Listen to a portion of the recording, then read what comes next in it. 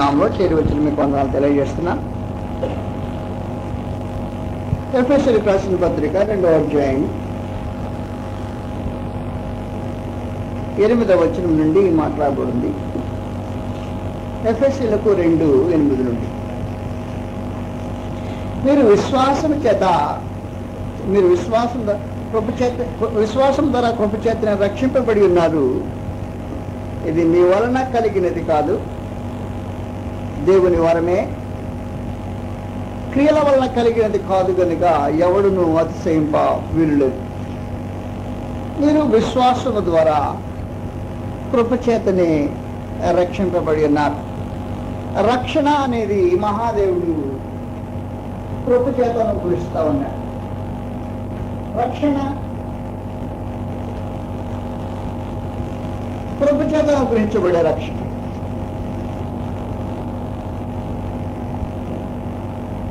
కృపచేతను గురించబడే రక్షణ అంటే నువ్వేమి చెల్లించి పుచ్చుకునేది కాదు అన్నమాట. చెల్లించి పుచ్చుకునేదైతే అది కొనేది, చెల్లించకుండా పుచ్చుకునేదైతే ఉచితంగా పొందేది. ఒకవేళ నువ్వు డబ్బు చెల్లించావనుకో, వస్తువు గొప్పదే కానీ చిన్న కొద్ది పైకొని చెల్లించావనుకో, కాకపోతే వస్తువు నీకు చౌకగా దొరికింది కానీ ఉచితంగా దొరకలా. ఉచితంగా దొరకటం వేరే, చౌకగా దొరకటం వేరే. ఇదంతా మార్కెట్లో కొన్నప్పుడు దీని ఖరీదంతా 7.5. నేను 10 పైసలకు కొన్నాను అనుకో, 7.5 వస్తువును నేను 10 పైసలకు కొంటే నాకేం జరిగిందన్నమాట, ఉచితంగా రాలా, డబ్బు పెడితే వచ్చింది. ఈ 10 పైసలైనా చెల్లించాను కనుక నేను ఇది చౌకగా పొందాను కానీ ఉచితంగా పొందలా. నేను చెప్పేది అర్థమైందా? ఉచితంగా పొందేదానికి చౌకగా పొందేదానికి వేరే ఉంది, తేడా ఉంది. ఆయన 7.5 పెట్టి కొన్నాడు, నేను 10 పైసలకు కొన్నాను కనుక ఆయనకేమో సరైన ఖరీదు కొన్నాడు, నేనేమో చౌకకు కొన్నా. కానీ కొన్నదే అది ఉచితమైంది కాదు. కానీ అక్కడ ఒక ఆయన అక్కడ కూర్చుండి నన్ను పిలిచి, రా ఇదిగో ఊరకనే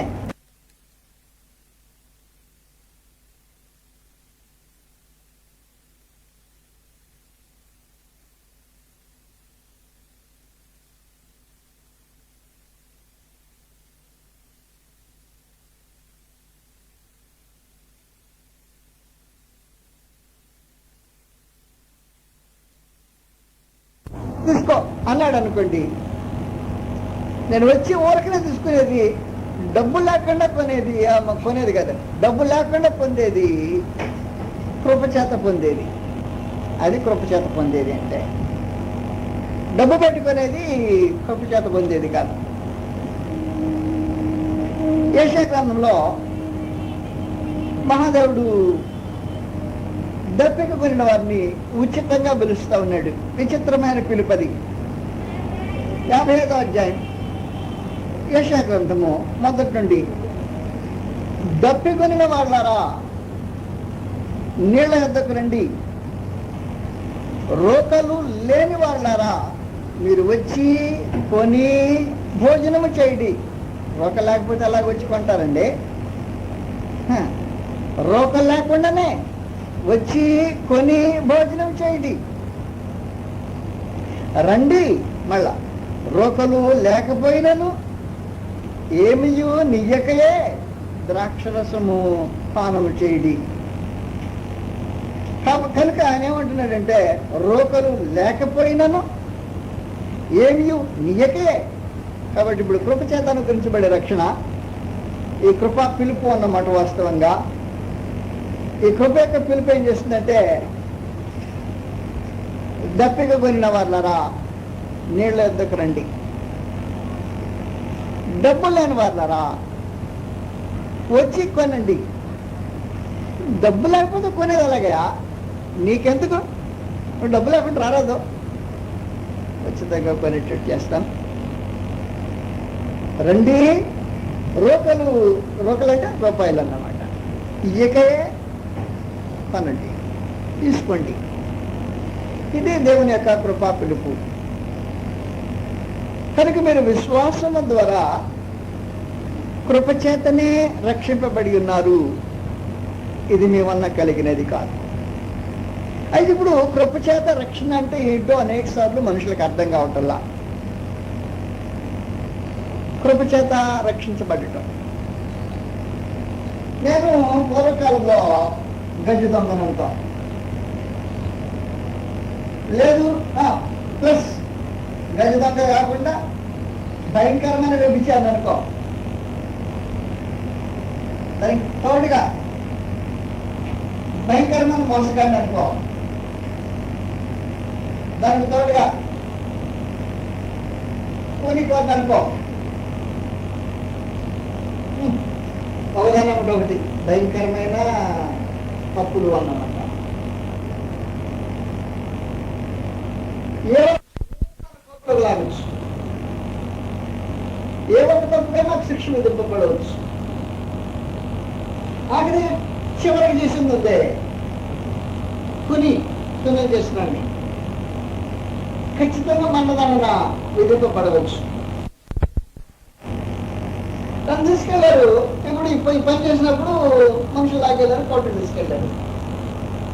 నేను చేస్తున్నాను చూసి, నేను రెండో కార్యక్రమం చేసినప్పుడు మరొక జనం చూసి, మూడో తప్పు చేసినప్పుడు మరొక జనం చూసి, నాలుగో చేసినప్పుడు మరొక జనం చూసిన వాళ్ళే నేరుగా నన్ను కోర్టులో పెట్టారు, కోర్టుకు తీసుకెళ్ళారు.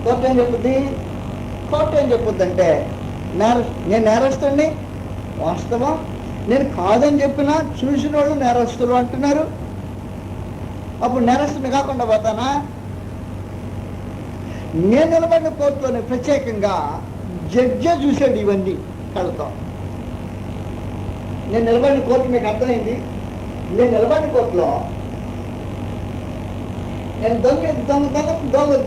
దొంగతనం చేయటం, వ్యభిచరించడం, మోసగించడం, హత్యలు చేయటం నేరుగా జడ్జే కళ్ళారు చూశాడు. వాదించేవాడు నాకు విరోధంగా చూసిన వాళ్ళు కేసు పెట్టారు, వాదిస్తా ఉన్నారు. చూసిన జడ్జికి పాపం చూడలేదనుకో ఏం చేస్తాడు? మామూలుగా వారు చెప్పిన మాటను బట్టి డాక్యుమెంట్ వాదన బట్టి తప్పు రైట్ నిర్ణయిస్తాడు. కానీ జడ్జి కళ్ళారు చూశాడు అనుకో, అప్పుడు ఎవరి మీద ఆధారపడాలి? ఏ వాదన మీద ఆధారపడక్కర్లా. ఏ వాదన మీద ఆధారపడకుండానే నేను దొంగలని రోడ్లు కొట్టాను, వచ్చిన వాళ్ళని పట్టి దోచేసుకున్నాను, వ్యభిచారం చేశాను, భయంకరమైన మోసం చేశాను, ఆ తర్వాత హత్య చేసుకుంటూ పోయాను. ఇవన్నీ నా మీద నేరాలుగా మనుషులు చెప్తున్నారు. జడ్జి కళ్ళారు చూసినాడు కనుక ఏమని తీర్పిస్తాడు?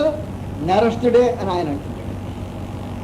ఇప్పుడు ఈ వచ్చే శిక్ష వస్తే రాదా? ఇప్పుడు దీనివల్ల శిక్షించబడతానా లేదా? గ్యారంటీగా శిక్షించబడాలి. శిక్ష ఖాయం, ఇది ఖాయం. నాకు శిక్ష ఖాయం. నేను చేసింది వాస్తవం, వారు చూసింది వాస్తవం, కోర్టులో పెట్టి తీర్పు చేసింది వాస్తవం. నాకు శిక్ష మాత్రం ఖాయం. నేను రక్షించబడతానా?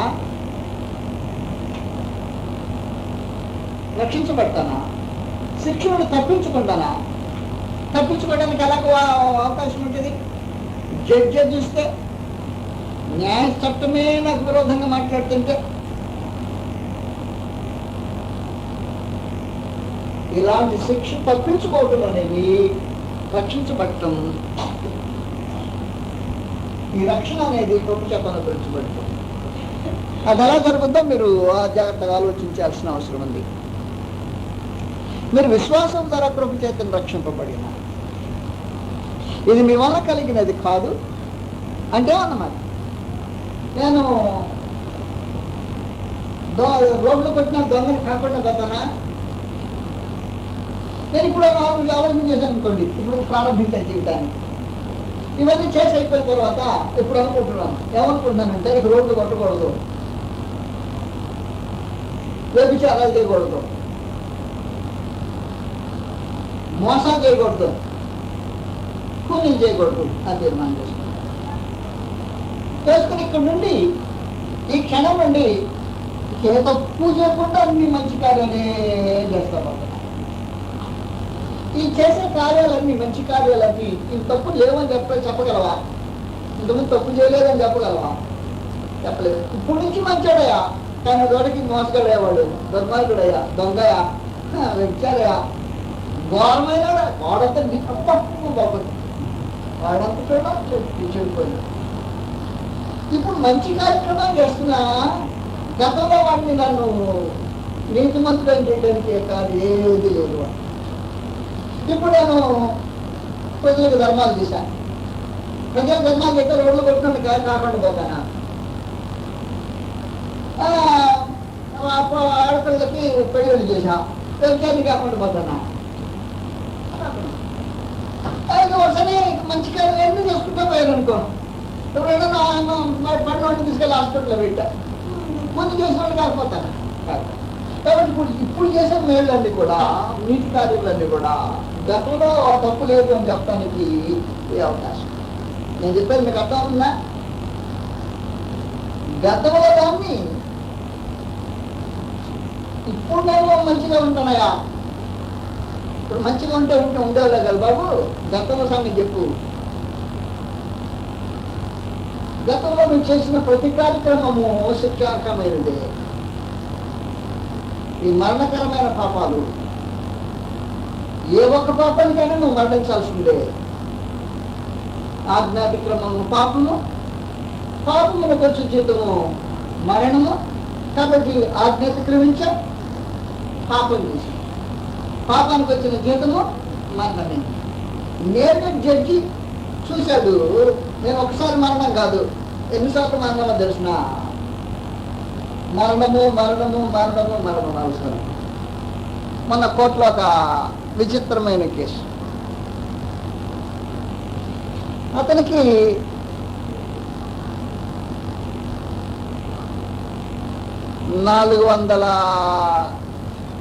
గుర్తుల సరిగ్గా సంవత్సరాలు, 400 పైగా సంవత్సరాలు జైలు శిక్ష. ఆ తర్వాత అతని జీవితానికి 1.5 జీవితము, ఆ తర్వాత జైలు శిక్ష. అంటే ఏమి,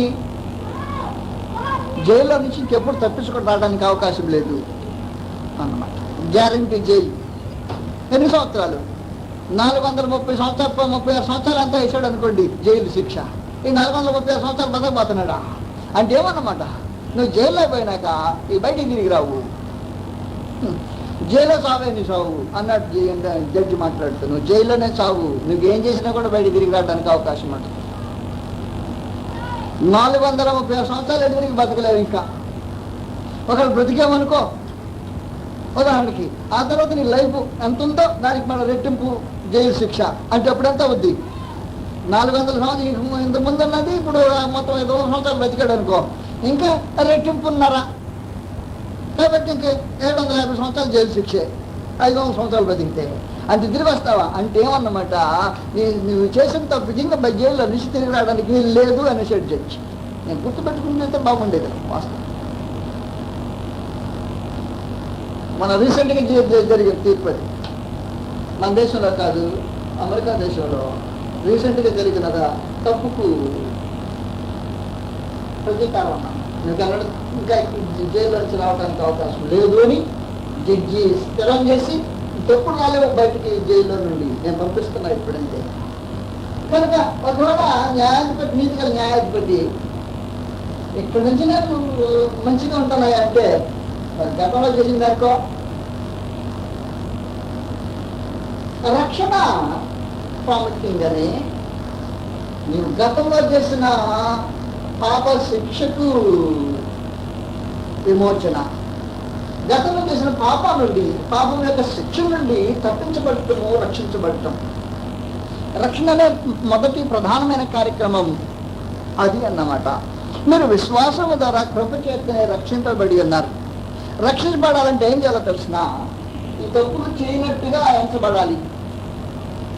న్యాయం ఏం చెప్తుందంటే తప్పు చేసేవాడు శిక్ష అనుభవించాలి అని. ఇప్పుడు తప్పులు చేయలేడు అని చెప్పగలనా? చెప్పలేడు. మరి తప్పు చేసిన వాడు రక్షించబడేది ఎలాగో? తప్పు చేసేవాడు రక్షించబడేది ఎలా? ఈయనేమో కాకేస్తున్నాయి.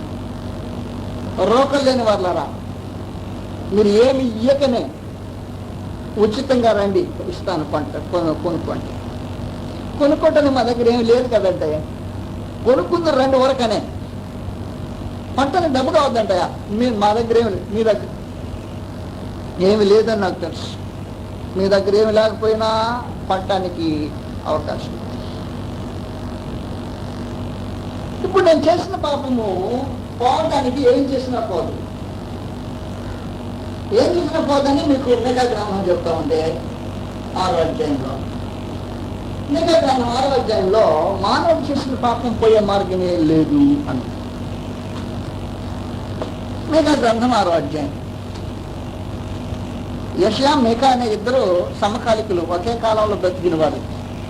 ఈయనేం ఉచితంగా వచ్చి పుచ్చుకోమంటాడు, ఆయన ఏమంటాడు, అబ్బాయి ఏం చేస్తే లాభం లేదురా అంటుంటాడు.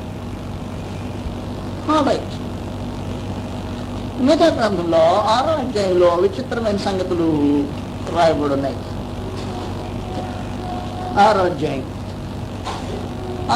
4వ వచ్చిన 6వ వచనం నుండి, ఏంటి తీసుకొని వచ్చి, ఏమా నిద్ర వస్తుంది, ఇక్కడ నిద్రపోతానికి ఇదే టైం, ఇంట్లో పోయి పడుకోకూడదు. ఇప్పుడు ఇక్కడ వరకు వచ్చి నిద్రపోమని ఇంట్లో పోయి నిద్రపోకూడదా? హాయిగా ఉంటుంది అక్కడ. బాధ ఎందుకు పడాలి? ఇక్కడ ఎడిదిరిగి అక్కడ ఉందలే బాధ. ఇప్పుడు ఆడ అది బాధ. అందుకని ఎక్కడైనా పొందుదామని నిద్రపోదాం అనుకుంటారు కొంతమంది. ఏమి తీసుకుని వచ్చి 6వ వచనం నుండి, నేను యెహోవాను దర్శించును, ఏమి తీసుకుని వచ్చి మహోన్నతుడైన దేవుని సన్నిధిని నమస్కారం చేతును, దహన బలులను ఏడాది దూడలను అర్పించి దర్శించున, వేల కొలది పొట్టేళ్లను వేలాది నదులంత విస్తారమైన తైలమును ఆయనకు సంతోషము కలుగు చేయన. నా పాప పరిహారం నాకై, ఇదిగో పాపం పోవాలా, ఈ పాపపు నాకు పరిహారం నాకై, నా పాప పరిహారం నాకై, నా గర్భఫలము ఇస్తున్నా, ఇచ్చి కొనేదా? నా గర్భఫలం ఇచ్చేస్తే దేవుడు నాకు అది ఇస్తాడంటే కొనిద్దాం, కనీసం అది ఇచ్చానా? ఎక్స్చేంజ్. నా అతిక్రమమునకై నా జ్యేష్ఠపుత్రుని నేనిస్తున్నా, నా పాప పరిహారమునకై నా గర్భఫలము నేను ఇస్తున్నా. ఏమిచ్చేది? ఏం తీసుకొచ్చేది దేవుడా? ఏంటమ్మంటావు? ఏమే వద్దు, ఊరకనే రా. ఏం తీసుకొస్తా బాబాయ్? నువ్వేమిచ్చినా పోవు, ఊరకనే రా. దేవుడు విశ్వాసము ద్వారా కృపచేతను రక్షించడానికి ఏమి తీసుకోకుండా నేను ఊరకనే రా. ఎక్కడికి రమ్మంటావంటే నువ్వు రావాల్సిన స్థలం లేదే, అక్కడ కలుసుకోండి. నా కుమారుడి బల్లి దగ్గర కలుసుకో. నాతో నువ్వు కలుసుకునే ప్రత్యేకమైన స్థలం అది. నేను నిన్ను కలుసుకునే ప్రత్యేకమైన స్థలం అది. అక్కడికి నా కలుసుకున్నా. ఏం తీసుకురామంటావు? ఏమే తీసుకురాకుండా నువ్వు ఊరికనే రా. ఇక్కడ ఉన్నాయి రోకలు కొనటానికి, మీ రక్షణ కొనటానికి రోకలు అక్కడ ఉన్నాయి. రక్షణ కొనే రోకలు క్రీస్తు యేసునందు ఆయన రక్తంలో ఉన్నాయి.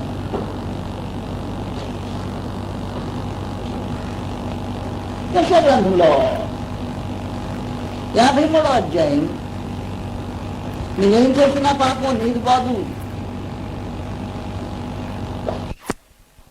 యెషయా గ్రంథం 53వ అధ్యాయంలో మనం చదవక ముందుగా మొదటి యోహాను పత్రికలో ఒక వచనం చదివి అప్పుడు యెషయా గ్రంథానికి వెళ్తాం. మొదటి యోహాను పత్రిక 3వ అధ్యాయం. మొదటి యోహాను పత్రిక 3వ అధ్యాయం.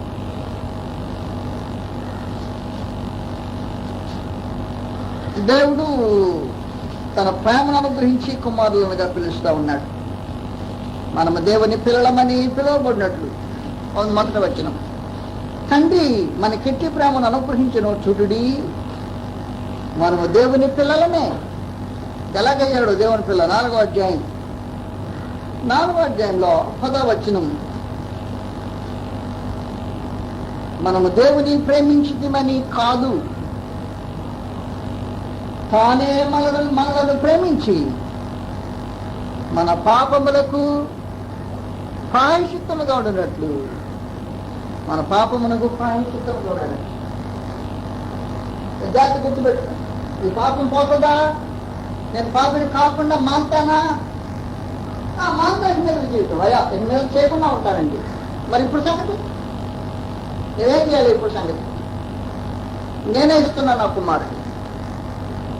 మనం దేవుని ప్రేమించలేదు, కానీ దేవుడే మనలను ప్రేమించి తన కుమారుని మన పాపమునకు ప్రాయశ్చిత్తముగా అంటే పాపమునకు పరిహారముగా, పాపం పోయేటట్టు తన కుమారుని అనుగ్రహించాడు. అందువల్ల క్రీస్తు ప్రభు యెషయా గ్రంథం 53వ అధ్యాయంలో, యెషయా 53వ అధ్యాయం, ప్రభువైన యేసు ఈ ప్రత్యేకమైన కార్యక్రమం జరిగించారు. యెషయా 53వ అధ్యాయం మీరు తీసుకుంటే అక్కడ క్రీస్తు ప్రభు దేని కొరకు కార్యం జరిగించాడో తెలియచేయబడుతుంది. 4వ వచనంలో 53:4, నిశ్చయముగా అతడు మన రోగములను భరించెను, మన వ్యసనములను వహించెను,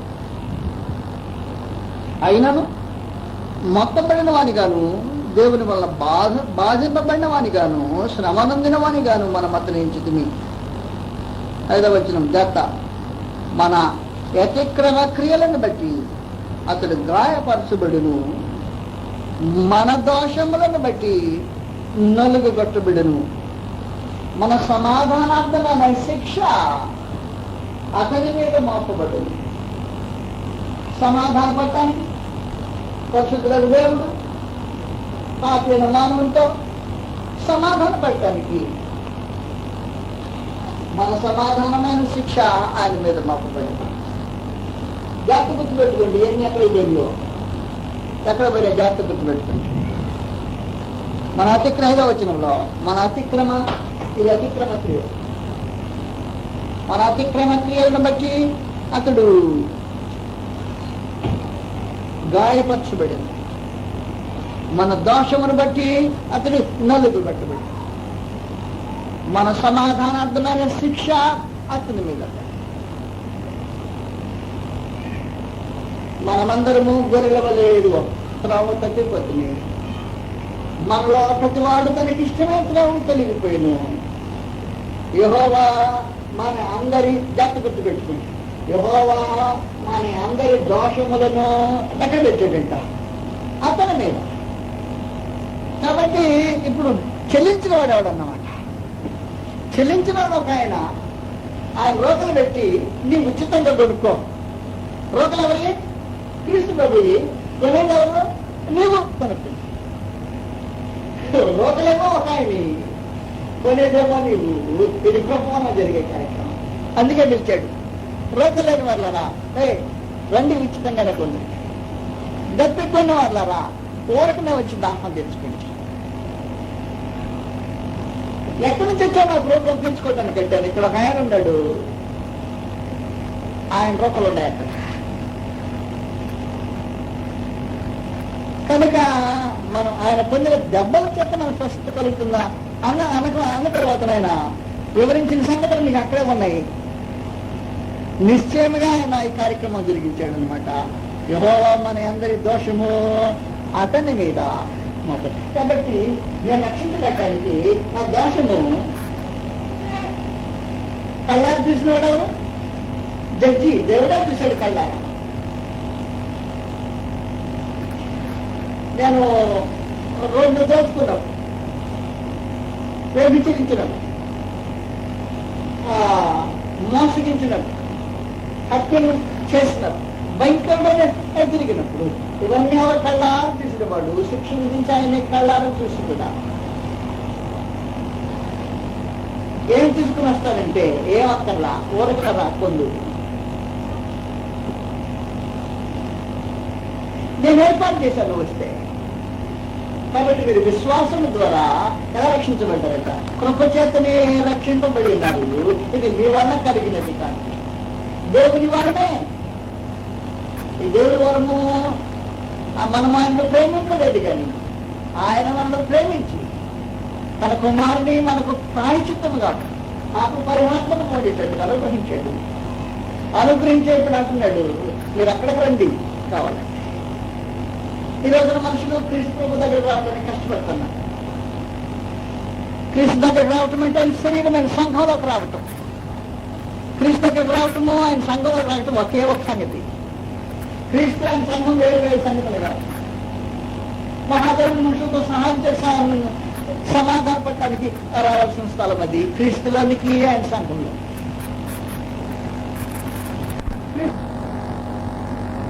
క్రీస్తులోకి వస్తాడంటే ఆయన సంఘంలోకి రాడంట. అదే కుదురుతుంది, నాకు అర్థం కాదు. నా దేహంలో ఒక అవయవంగా ఉంటుందంట, ఇక్కడ ఉండదంట, తిరిగి అక్కడ పడి ఉంటుంది. నా దేహంలో అవయవం ఉంటే వస్తే నా దేహంలో అవయవంగా ఉండాలి అంతే. కనుక క్రీస్తులోనికి వస్తే ఆయన శరీరంలో అవయవంగా ఉండాలి, వేరే మార్గమే గట్టలేదు. ద్రాక్ష వడిలో ఉంటే తీగై ఉండాలి, అంటుకో. మహాదేవుడు తన కృపను పెంచడానికి ఎక్కడికి రమ్మని మనుషులు కాదు ఆదేశిస్తాం. తను పొందిన దెబ్బల వల్ల నీకు స్వస్థత కలుగుతుంది. కొరింథీయులకు 2వ పత్రికలో 5వ అధ్యాయము, కొరింథీయులకు 2వ పత్రిక 5వ అధ్యాయం, కొరింథీ 2వ పత్రిక 5వ అధ్యాయం. ఇక్కడ మహాదేవుడు గతంలో నువ్వు చేసిన పాపాల నుండి విడిపించి నేను విమోచించి తన నీతి అనుగ్రహించడానికి ఈ స్థలంలో నేను పాపిని అంటున్నాను. చూశారు, నేను అక్కడ పాపిని అని నా దేవుడు సంవత్సరానికి వచ్చాను, క్రీస్తు ప్రభు దగ్గరికి వచ్చాను. అక్కడ మహాదేవుడు అంటున్నాడు, నేను నీతిమంతుడు. ఎలాగే నేను నీతిమంతుడు అంటాను? విశ్వాసము ద్వారా నీతిమంతుడు. 5వ అధ్యాయం 21వ వచనం, 5వ అధ్యాయం 21వ వచనంలో మహాదేవుడు చేసిన ఆశ్చర్యమైన కార్యం ఇది. ఎందుకనగా మనము ఆయన యందు, ఆయన అంటే ఇదిగో క్రీస్తునందు, మనం ఆయన యందు దేవుని నీతి అగునట్లు పాపం ఎరుగని ఆయనను మన కోసము పాపముగా చేశాం. కనుక పాపం ఎరుగని క్రీస్తు ప్రభువును మన కోసం, కాబట్టి ఈయనేం చేశాడు అన్నమాట.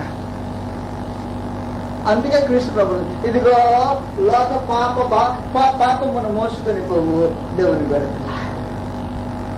యోహాను సువార్త 1వ అధ్యాయం 29వ వచనం మీకు జ్ఞాపకుంటేనే యోహాను గారు పడతాడు, ప్రతి వాడి పాపాన్ని మోసుకెళ్ళిపోవటానికి దేవుడి గారు. ఇదిగో లోక పాపమును మోసుకొని పో దేవుడి గారు. కాబట్టి ఈయన